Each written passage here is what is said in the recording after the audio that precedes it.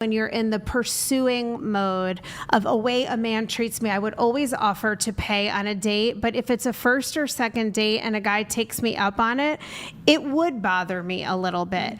Takes you up on the split? Like, yeah, that's just my own personal thing. And I'm not even going to say it's not totally hypocritical. Like, I can acknowledge that. You said you would give up.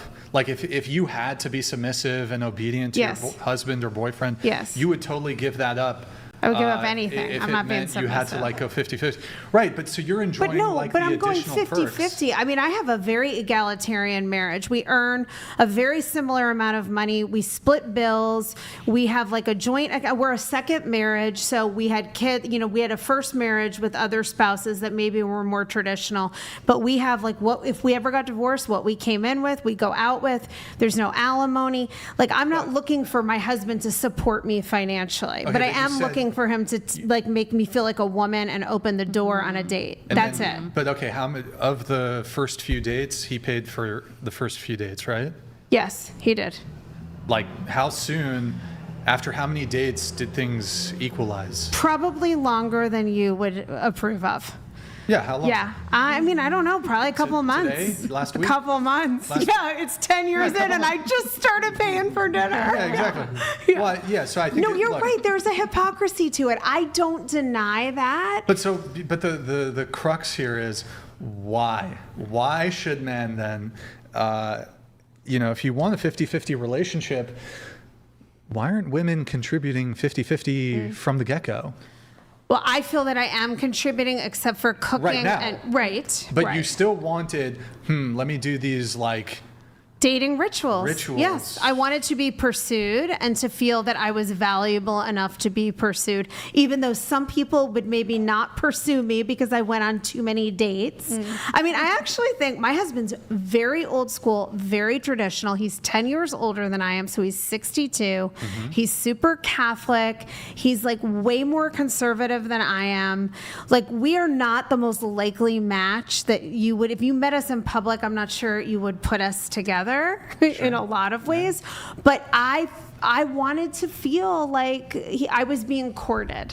Well, it's funny that you say that, because that's the issue with modern dating, is that we have an asymmetrical problem when you go on the dating apps, that women are getting 90% more messages than the men. Yeah, 100%. So it makes it a lot more challenging when a woman has, the pick of the litter and a guy is basically simping. So and it's also made it very challenging for the guy to, I think they said that the lowest amount of men ever in recorded history are saying that they don't even want to have sex. Like, the amount of people that are having sex is the lowest People it's are ever having been. so little sex, period. Which is it's terrible. Crazy. But that's because the women are hogging it all up. You know what I mean? They're hogging all the guys that are actually like high value males. Only certain guys are banging all the chicks. And like the 80%, 20%. It's a very weird thing where, like, if a man doesn't, what is it, like 6'6", if not 6 foot, 6 figures, and 6 inches.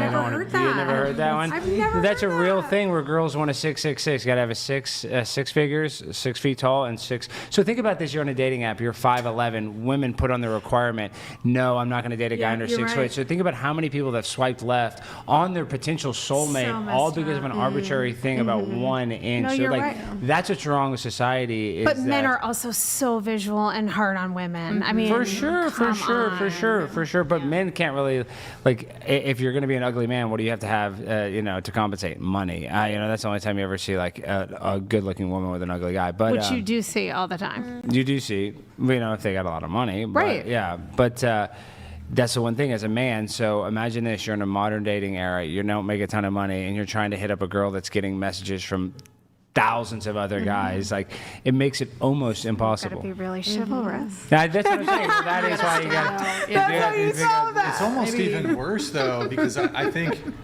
like, in the past, I'm 36. How old are you, Alex? 39. You're really? 39 now. Okay. So I had a little bit of taste when I was like 18, 19, 20. Kind of prior to, Tinder came out like 2012.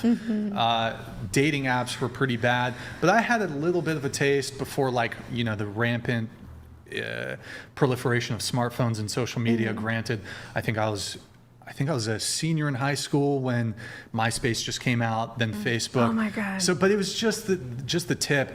But now, back, and probably even before I was dating, you know, it was kind of the norm that people, my understanding was, it was kind of the norm that people would kind of date one person at a time. And because I don't think people were meeting as many people as they were, because there weren't dating apps, there wasn't social media. Instagram's definitely a dating app. Slide into people's DMs, whatever. Yeah. But it's like, it would be kind of weird to be like dating all these different. Look, to be fair, Sex and the City came out in like the late '90s, and them chicks were crazy. I don't know if that was like an accurate mapped on representation of NYC dating in the 90s or whatever. Probably was.